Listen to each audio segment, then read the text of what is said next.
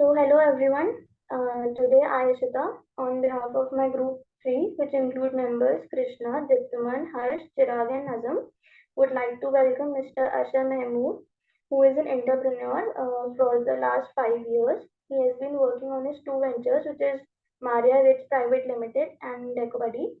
We hope we have a wonderful session with you, sir, and we hope that we gather some really delightful and nice insights which could be helpful for our future as an entrepreneur. Starting the interview now. Question, sir.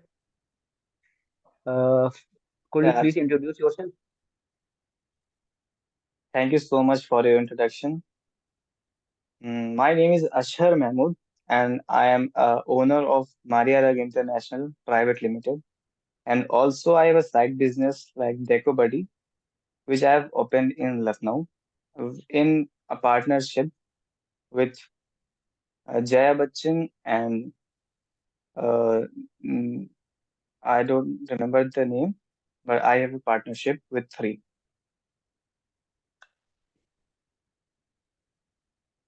Okay.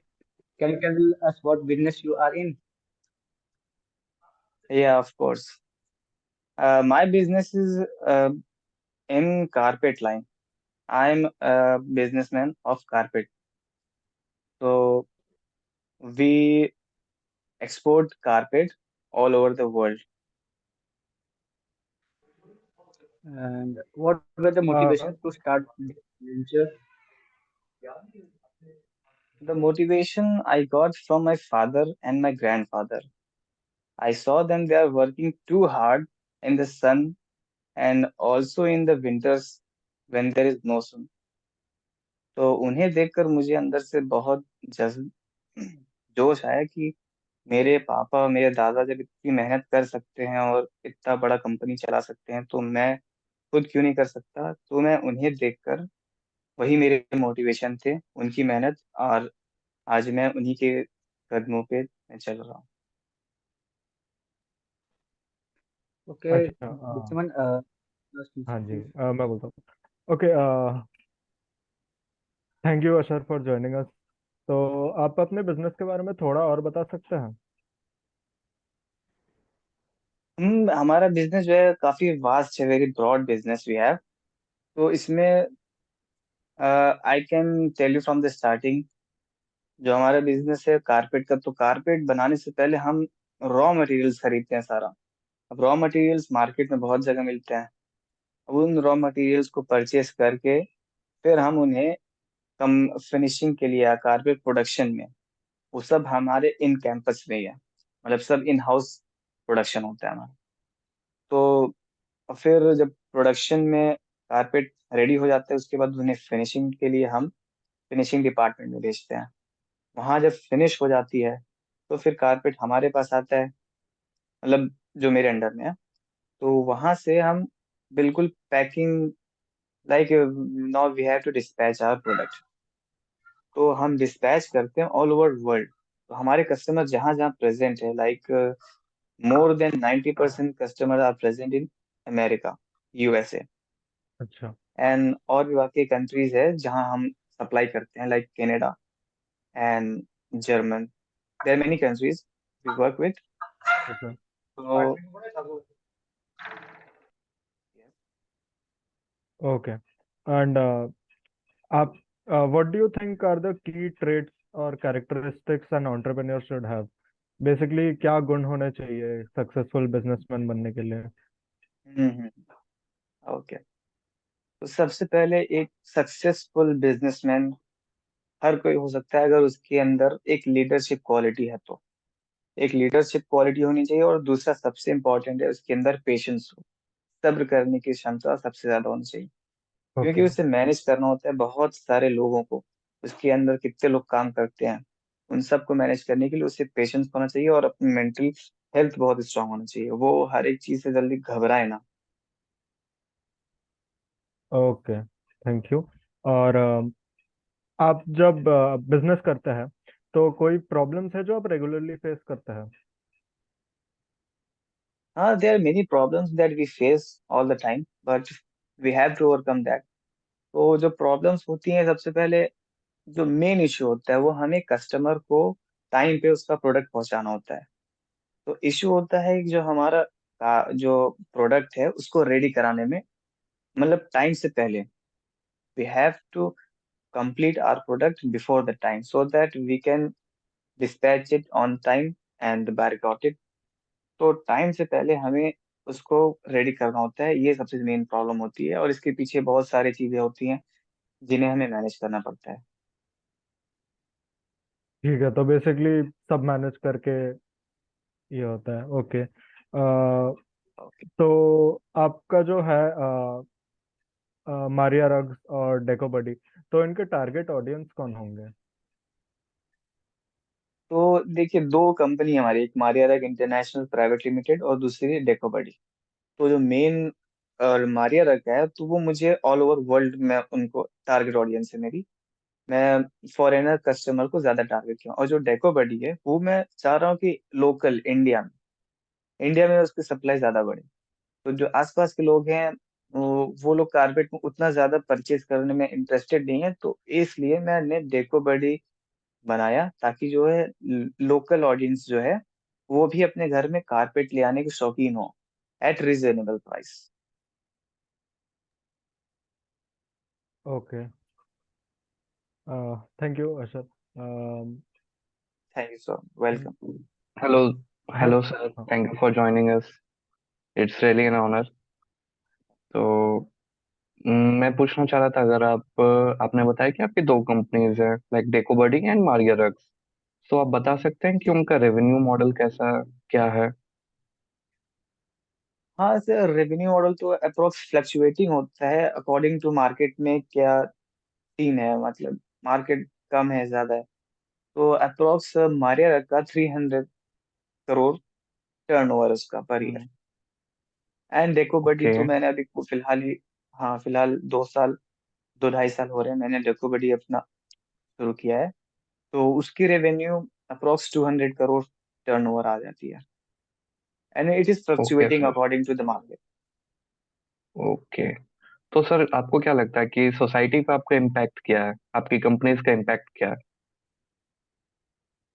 Society में तो देखिए, जैसे डेकोबडी अगर देखा जाए, तो मैंने notice किया है कि पहले, मतलब जब स्टार्टिंग में कस्टमर्स उतने नहीं आ रहे थे, बट जिस तरह हम हमारा डेकोरेशन था, या तो हमारे प्रोडक्ट्स थे नए नए तरह के डिजाइन्स, तो उन सबसे जो, हाँ, पब्लिक ऑडियंस है, वो लोग बहुत इंस्पायर हुए, उन्हें भी बहुत पसंद आई।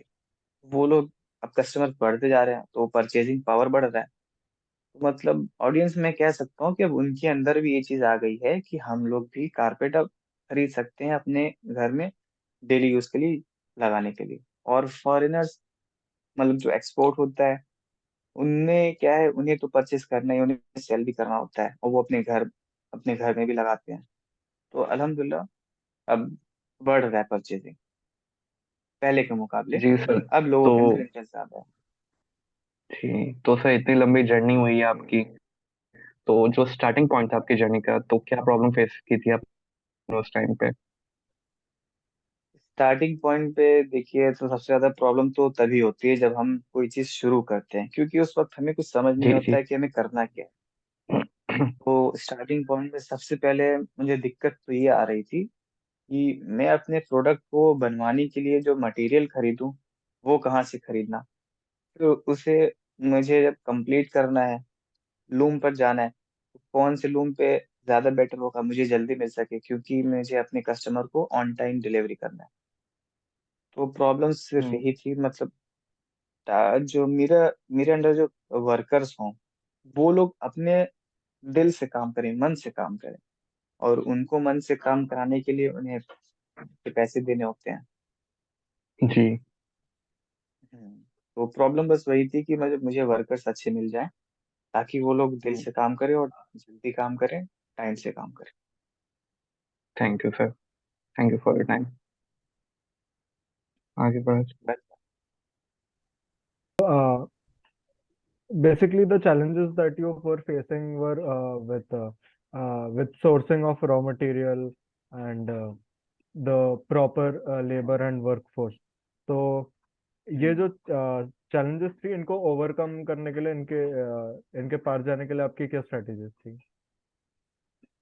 अच्छा, मैंने एक प्रॉब्लम मैंने और बताना चाहता हूँ कि मार्केट में कॉम्पिटिशन हाँ। बहुत बढ़ गए हैं। तो मुझे ओके। मतलब उस कंपटीशन में लड़के मुझे आगे निकलना होता है। तो कम अब जो मेरे कॉम्पिटिटर्स हैं वो क्या प्रोड्यूस कर रहे हैं, क्या चीज़ उनकी डिजाइन है, तो वो सब चीज़ों को देखकर मुझे अपने से कुछ नया इनोवेट करना होता है। तो एक प्रॉब्लम ये भी है कि कंपटीशन बहुत ज़्यादा है, और इन सबको ओवरकम करने के लिए पहला तो रॉ मटेरियल, तो मार्केट में मुझे हर जगह देखना पड़ता है कि कहाँ पे बेस्ट क्वालिटी रॉ मटेरियल मिल रही है मुझे, और एट रीजनेबल प्राइस। और दूसरा प्रॉब्लम लेबर का, तो लेबर में उन्हें सबसे ज़्यादा ज़रूरी होता है मनी, और उसके बाद उन्हें रेस्टिंग टाइम। तो उन्हें मनी से कोई मतलब ये ना हो कि मैं उन पैसा बाद में मिल रहा है, पहले मिल रहा है। ऑन टाइम उन्होंने काम किया, उनका पैसा उन्हें दे दिया गया। और दूसरा, उनको रेस्ट करने का टाइम देना बहुत ज़रूरी है। तो मेरे कंपनी में ये है, जो भी वर्कर आएगा उसके लिए टाइम फिक्स है, और 5 बजे के बाद कोई काम नहीं कराते, 5 बजे तक ही काम कराते हैं, सुबह 9 बजे आते हैं। और बीच में उनके लिए लंच ब्रेक भी होता है, जो कि 1 घंटे का है। तो ऐसे लेबर लोग अपने फुल एक्टिविटी से काम करते हैं, पूरे मन से काम करते हैं और एक्टिव होकर काम करते हैं। तो इनको तो हम्म। मैं ऐसे ओवरकम कर लेता हूँ, और जो कंपटीशन है उसमें नई नई चीज़ इनोवेट करता हूँ, ताकि कस्टमर को पसंद आए और प्रोडक्शन ज़्यादा हो, परचेजिंग ज़्यादा हो। ओके। ओके। तो ओके, ये तो हो गया लेबर और वर्कफोर्स पे। I would also like to ask कि आपका जो कोर बिजनेस की टीम है उनमें कौन कौन है, और ये टीम कैसे बिल्ड करी आपने? तो तो जो मेरा टीम है वो मेरे फैमिली मेंबर्स से, मेरे फादर हैं और मेरे ब्रदर, मेरे भाई हैं, कजन्स भी हैं। तो ये सब साथ में हम काम करते हैं, और हम सब साथ मिल के ही सब कुछ मैनेज करते हैं। किसी के अंडर में प्रोडक्शन का है, प्रोडक्शन डिपार्टमेंट अगर किसी के अंडर में है तो वो सिर्फ प्रोडक्शन डिपार्टमेंट का ही देखेगा, ताकि वो फोकस रहे अपने काम में। अगर किसी के डिपार्टमेंट में परचेजिंग मतलब रॉ मटेरियल परचेज करना, तो उसे मालूम होगा कि कहाँ से मुझे खरीदना है, और वो मुझे कितने में बढ़िया प्राइस में मिल जाएगा। और फिनिशिंग का डिपार्टमेंट अलग है, तो मेरे जो भाई हैं वो फिनिशिंग डिपार्टमेंट संभालते हैं। उसमें फिनिशिंग भी बहुत इंपॉर्टेंट रखता है, क्योंकि वो लास्ट स्टेप होता है किसी प्रोडक्ट को बनाने में। और फिनिशिंग जितनी अच्छी होगी उतना ही अच्छा बायर को पसंद आएगा। तो इसलिए हम लोग पार्ट पार्ट में सारे प्रोसेस को डिवाइड कर दिया हूँ, ताकि जो प्रोडक्ट बने बिल्कुल टॉप क्वालिटी के बने, कोई शिकायत ना आए कस्टमर से। ओके। Thank you, तो Ashisa. Okay, yes, Thank you, या। Ashisa, for joining us with us. And we are happy to have you. And we have just a couple of questions to you before winding up. या So, my question is, how will you secure funding for your venture? Secure funding, means how I will investment. secure funding for Yeah. investment. Mostly जो भी पैसा हमारे company में आता है, जैसे मैंने कोई भी प्रोडक्ट मैंने सेल कर दिया, that goes by container by ship all over the world. तो जो भी इनकम होती है उसे, जो भी टर्नओवर होता है, तो मोस्टली 80% मनी पूरा हम बिजनेस में ही लगाते हैं, ताकि हमारा बिजनेस ज्यादा तेजी से ग्रो हो, और वर्कर भी ज्यादा है, और प्रोडक्शन भी हमारा फास्ट हो। तो ये सब चीज को देखते हुए जो जितना भी इन्वेस्टमेंट है हमारा, फुल ऑन फुल बिजनेस नहीं है। और जितना फास्ट और जितना एक्यूरेटली हम कर सकते हैं, मैं हम अपनी तरफ से पूरा कोशिश करते हैं। Yeah. Okay. Our final question is that what do you mean by success in your life? Sir, success, we cannot define it in a verse, and we cannot simply say like in a line or in a sentence. तो मैं जो अपनी journey से अभी तक मैंने जो सीखा है, success is firstly, the success is not money, the success is not power, and the success is not fame. It is you, what you make yourself in front of all. हम क्या हैं लोगों की नजर में, लोग हमारे बारे में क्या सोचते हैं, या हम जो भी काम कर रहे हैं उससे लोगों को क्या फायदा हो रहा है, या हम अपने लोगों को खुश कर पा रहे हैं, या हमारा कस्टमर जो है वो मेरे काम से खुश है कि नहीं। तो जैसे मेरा काम अगर बिजनेस है या कारपेट एक्सपोर्ट, तो मैं अपने लाइन का सक्सेस में ये मानता हूँ कि जो कस्टमर हमारा प्रोडक्ट लेकर जाए वो उस प्रोडक्ट से बिल्कुल सेटिस्फाइड हो और उसे खुशी हो कि हाँ मैंने इस आदमी से परचेज किया है। और वैसे नॉर्मली अगर सक्सेस के बारे में आप जानना चाह रहे हैं, मैं क्या सोचता हूँ ये सबसे हटकर तो यही है कि आप लोगों की नज़र में किस लेवल पे हैं, लोग आपके बारे में क्या सोचते हैं कि आप अच्छे हैं या बुरे हैं, आपका बिहेवियर कैसा है, आप लोगों की मदद कितनी करते हैं, and all these things are like success.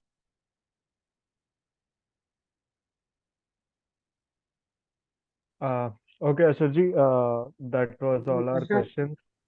Thank you so much for joining so late in the night. 11 बज चुका है, तो sorry for delaying.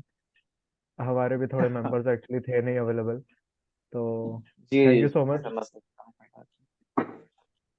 thank you, sir. Okay, Really honored, Thank sir. you, sir. Thank you. Welcome, Thank you for your time, sir. Welcome, welcome to all of you.